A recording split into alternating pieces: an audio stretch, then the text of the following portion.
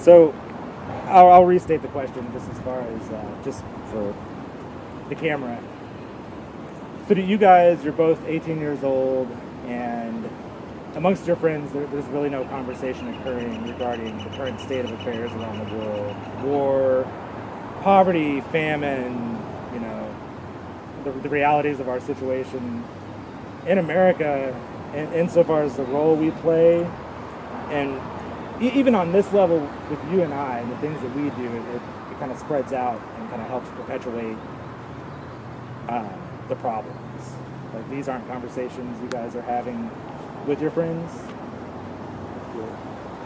It seems that a lot of kids they do understand there's something going on, but at the same time, it seems almost like they don't think they can really do anything about it, because at the end of the day, there's not many channels for us to really put our voice out there on social media, but the effect of that is that there's a lot of people who don't really care about that message, and they don't want to recognize it for whatever reason. Right. And if someone doesn't feel like they can do something and they feel demotivated to do that, then they're not really going to put their entire energy and all of their resources into doing it. Right. It's kind of like needing to have maybe a backup plan or an escape plan.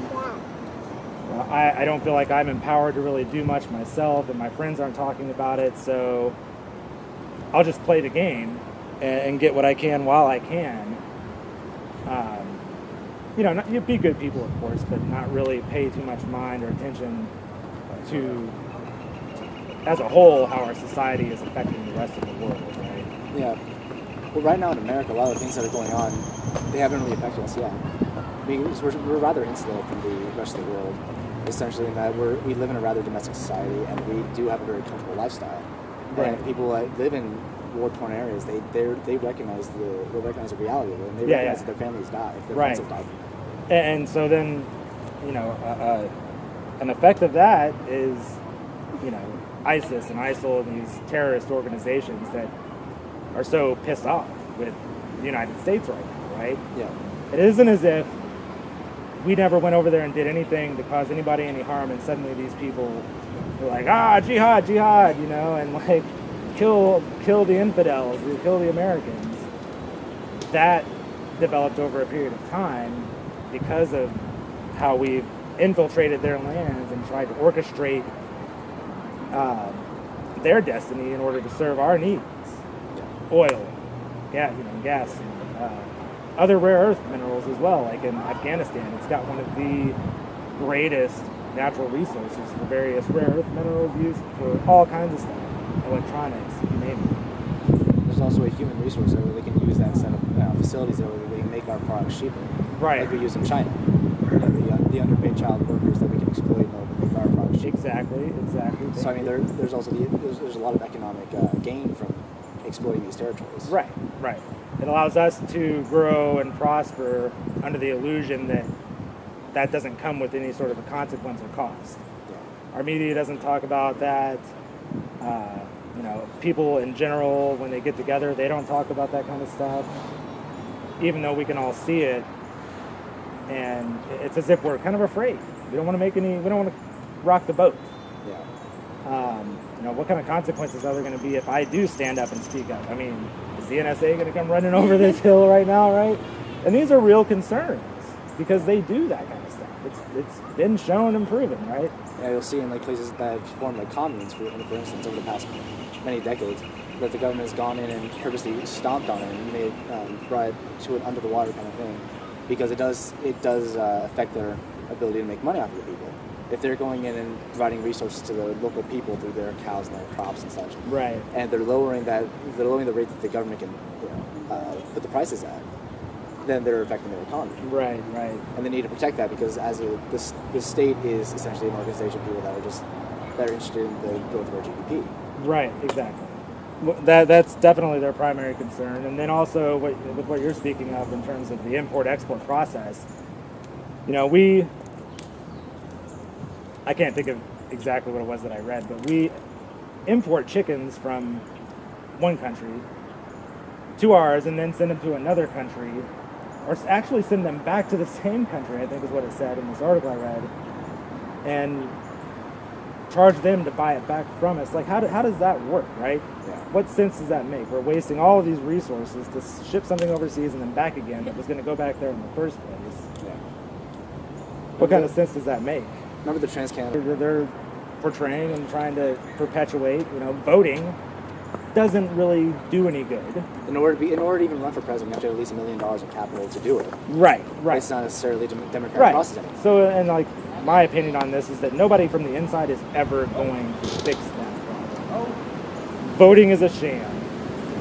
Voting is good, of course, but voting in the current system doesn't work. They can use it however they want. They can spin it however they want. Whether a Republican takes office or a Democrat takes office doesn't matter, because ultimately they all have the same goal, which is to control the public in order to meet what their goals are. And damn whoever it hurts in the process. It doesn't matter. For some reason, they know best. And what's best for us is just living under this illusion and just having our hearts crushed, having to see the madness occurring in the world. But at the same time, we also elected those people into power. True. So we're True. just as much as fault as anyone Yeah. else. I've only voted once in my life, literally. Yeah. Maybe twice. I am old and I forget stuff nowadays, but I voted for Obama the first time. And what I saw in Obama was a man who really wanted to change things, and then you could see the life just get sucked out of him almost the minute he took office. Like, you could just see in your mind's eye these guys in black suits. All right, Mr. President, here's how it is. You don't have a choice. You're going to do what we say, or else, right? Look at Kennedy. We can argue all day long as to whether or not there is really anything behind our own government having anything to do with that. But at the end of the day, a good man was killed in a plot to prevent him from bringing to fruition his ideas for the future of humanity, really. I think he was a good man. I think Obama wants to be, but I think his hands are tied. The alternatives to that belief are that he's just as crazy as the rest, and I don't want to believe that to be the case based on how he ran for office and the passion that he seemed to show and his beliefs and what he wanted for this country. And he's really done none of it.